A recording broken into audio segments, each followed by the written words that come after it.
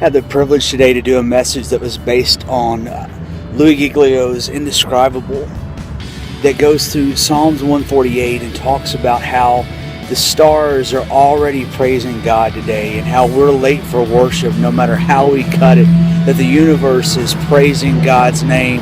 I love imagery when it comes to worship, when it talks about how the trees will bow before God's name, the mountains will bow before His name, and the trees will clap in worship for Him. I love imagery like that, but there's some imagery that's in the Bible that's a little sad to me.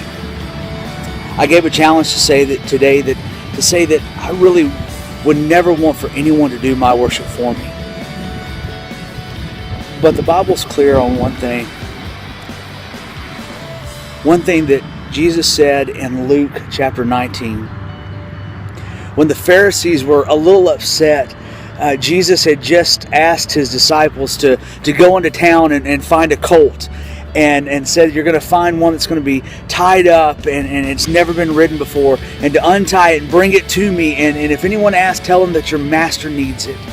And as they do this, and people have witnessed all of these great miracles that had taken place, and as the disciples found this colt and they're bringing it in, and all of a sudden, all the way back, they're seeing these people that are like coming out of the woodwork and just laying down coats, because they're seeing their master there.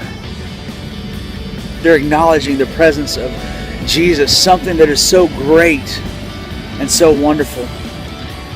And people are rejoicing and they're celebrating. And the Pharisees, man, they couldn't stand it. So the Pharisees, they basically, in Luke 19, and somewhere around the latter part of verse 35, 36, they basically said, you know what? You need to get your boys in order and tell them to simmer down and stop with all this ridiculous praise that they're doing. And Jesus said, if they don't do it, then the rocks will cry out. If they're not praising, then the rocks are going to cry out. There's something that scares me about that.